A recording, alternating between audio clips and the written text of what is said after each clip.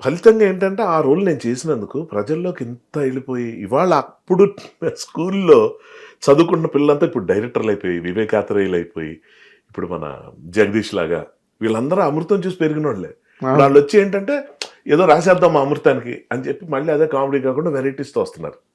చాలా ఎంత అదృష్టం కదా! అంతే. అదే. అంతేనా? కేవలం లక్. చెప్తున్నాం కదా! నా ప్లానింగ్‌లో లేదిది.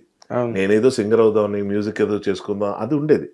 నా ప్లాన్, నా డ్రీమ్ అదే అప్పుడు. హ్మ్. ఇంకేమి కాదు. పిచ్చి సంగీతం అంటే. కానీ అటు ఎప్పుడు మనకి దొరకల.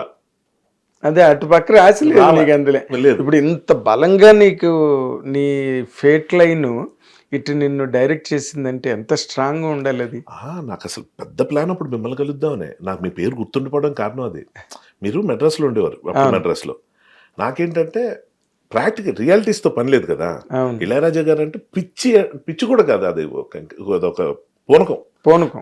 ఆ పేరు ఎత్తగానే మనం అంటే నన్ను నేను మర్చిపోయి నాకేంటంటే అక్కడ ఏదైనా అతని దగ్గర జాయిన్ అవుదాం. అంటే జాయిన్ అంటే ఏంటి? గిటారిస్ట్, కీబోర్డ్ ప్లేయర్ కాదు. కనీసం రూములు క్లీన్ చేసి నేను అక్కడికెళ్ళిపోవాలి అంతే. ఆయన దగ్గరికి అంతే. వెళ్ళిపోవాలి. ఈ పనివాడిలా జాయిన్ అవ్వడం కూడా నాకు ఏ అభ్యంతరం అభ్యంతరం ఏంటి? నాకు అంత ఛాన్స్ ఎక్కడిది? నేనప్పుడు ప్రసాద్‌ని అంటుండేవాడిని.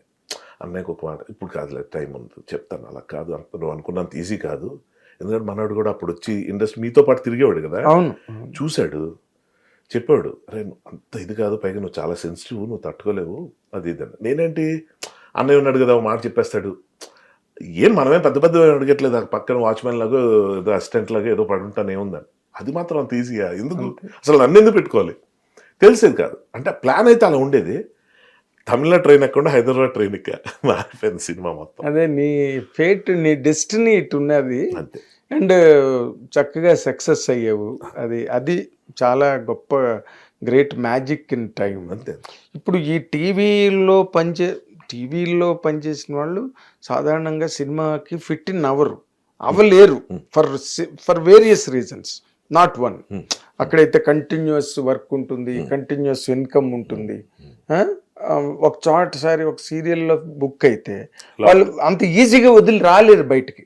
ఎందుకంటే that's all related to income, revenue, everything. And commitment also. Commitment also, right?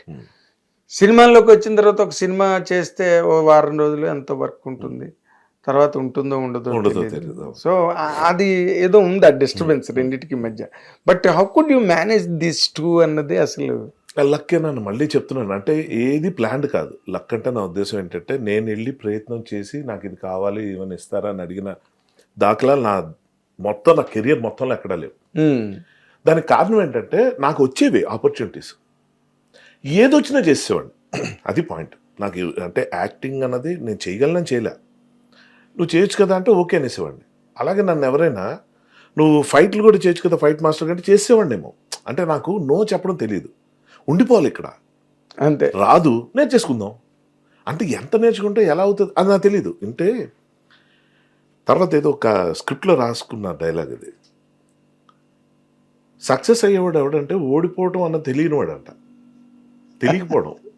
అది తెలీదు. నేను ఇది చేయలేను అని తెలియకూడదు. అది ఎప్పుడైతే అజ్ఞానంతో ఉండేవాడినో బ్రహ్మాండంగా ఉండేదన్న. అప్పుడు ఎలా అంటే నెలకి 40 రోజులు పనిచేసేవాడిని. షిఫ్ట్‌లతో కలుపుకుంటే. అర్థమైంది. అంటే ఏంటంటే ఏదడిగితే అది.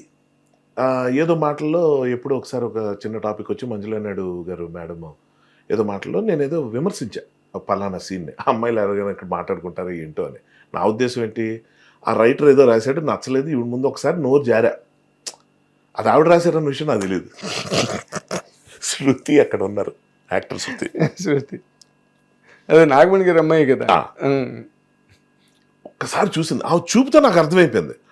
అమ్మో అని చెప్పి నేను వెంటనే కవర్ చేయడం చూసా. అంటే నా ఉద్దేశం ఏంటంటే అండి అదేదండి. అమ్మాయిలు ఎలా మాట్లాడుకుంటారు నీకు తెలుసా? అని చెప్పి అడిగారు. అడిగితే మరి ఎలా కమిట్ అయిపోయాం కదా అనేసాం కదా అని చెప్పి మేడం నా ఉద్దేశం ఏంటంటే మా అమ్మ సైడ్ కానీ మా నాన్నగారి సైడ్ కానీ మా ఇంట్లో ఆడపిల్లలు చాలా ఎక్కువ అండి. వాళ్ళ మధ్య నేను ఎక్కువ ఉంటాను. సో డిఫరెంట్ ఏజ్ గ్రూప్స్ మా ఇళ్ళలో ఏమైనా పండుగలు పబ్బాలు అయితే అందరూ గ్యాదర్ అయినప్పుడు మగవాళ్ళు 3-4 ఉన్నాం. అది ఎవరిదాన్ని వాళ్ళు నేను మాత్రం ఎక్కువ వెళ్తూ ఉండేవాడిని కజిన్స్తో ఎక్కువ అమ్మాయిలతో ఉండేవాడిని.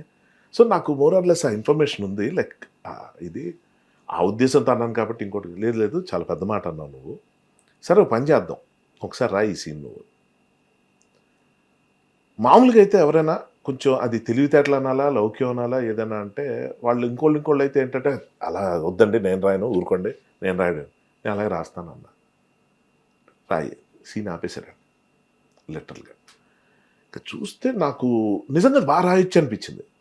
శృతి ఆ రోజు పీకిందండి క్లాస్ నన్ను, నీకు బుద్ధి ఉందా, నువ్వు ఏం చేసావో తెలుసా, ఆవిడికి ఒక మామూలుగా ఎవరికైనా డైరెక్టరు, ఒక లేడీ డైరెక్టర్ అంటే ఈగో స్పీక్స్లో ఉంటాయి. అందులో మంజుల అంటే మేడం ఎలా అంటే ఆవిడ అసలు చాలా సీరియస్, ఆవిడంటే భయం అందరికి. అలాంటిది నేనేం తప్పనలేదు శృతి, నాకు అనిపించింది చెప్పాను. ఆమె పాయింట్ రైట్ అనుకుంటే నన్ను ఇగ్నోర్ చేసేయచ్చు కదా, వ్యాపారం నీకేం తెలుసు అంటే అయిపోయింది. ఒకసారి రాసి తీసుకురావడంలో ఆవిడ తాలూకు మంచిదనం నాకు అనిపించింది.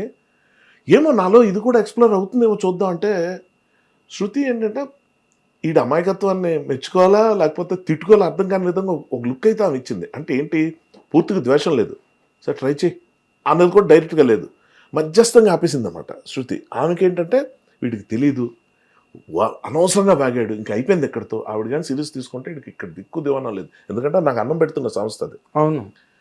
తెల్లార్లు కూర్చొని రాశాను అన్న. రాత్రి ఇంటికి 11 గంటలకు వెళ్ళాను. ఇంకా సీరియల్స్ అని తెలుసు కదా ఎంత లేట్ అవుద్దో. నిద్ర రావట్లేదు నాకు, నిద్ర పోకుండా రాయలే, నిద్ర రావట్లేదు కాబట్టి రాశా. అంత నచ్చింది ఆఫర్ నాకు. ఇష్టానుసారంగా రాసి ఒక 8 పేజీలు రాసి దాన్ని మళ్ళీ 5 పేజీలు కుదించి 3 పేజీలు కుదించి పొద్దున్న నీట్గా ఫెయిర్ చేసి తీసుకుని వెళ్ళిస్తే ఒక చిన్న చర్చ అయింది భార్య భర్తల మధ్యలో. ఆ సీన్ చూసి ఆవిడ సైలెంట్గా వెళ్ళిపోయి ఆ హస్బెండ్తో ఏదో డిస్కస్ చేశారు. ఇది చాలా సినిమాటిక్ లైఫ్ స్టైల్ కాబట్టి మనమే అర్థమవుతుంది ఇక్కడ మంచి రీ రికార్డింగ్ స్టార్ట్ అవ్వబోతుందని. అనుకున్నట్టే పిలిచారు, చాలా బాగా రాసావు, రాస్తావా సీరియల్ మొత్తం అని అడిగారు. అలాగేనండి అని చెప్పి కస్తూరి అప్పటిదా చేసిన వాటిలో కూడా స్క్రీన్ ప్లే అది మార్చుకుంటూ వచ్చి వండర్ఫుల్ టేక్ ఆఫ్ అది. అలాగే అందులో మ్యూజిక్ చేసే ఛాన్స్ కూడా, నా మ్యూజిషియన్ ఇలా చెప్పా, ఒకసారి ట్రై చేస్తావు టైటిల్ సాంగ్ అన్నారు. సరే అని చెప్పి లిరిక్స్ ఏమి లేవు, కస్తూరి అన్నదాన్ని 4 రకాలుగా స్వరపరిచి అప్పటికప్పుడు చేసి ఒక 5 నిమిషాలు 10 నిమిషాలు చెప్తే బాగుంది. అంటే ఏదైనా జరగాల్సి ఉంటే అన్న ఇంత సింపుల్గా జరుగుతాయి. మన సినిమా చూపించినట్టు అంటే మనం డ్రమటైజ్ చేసి చూపిస్తాం కదా, చెమట వచ్చి ఇంత చేసి అంత చేసి ఉన్నాయి. అవి కూడా ఏంటంటే కొన్ని జరగాల్సి ఉంటే జరిగిపోతాయి అంతే. అంతే మనం అంటే అది మనస్ఫూర్తి కోరుకోవాలా, దాన్ని సంకల్పం అనాలా, పిచ్చి అనాలా. నేనేంటంటే నో అయితే చెప్పకూడదు, మీరు ఏదైనా అడిగితే చేస్తా అంతే.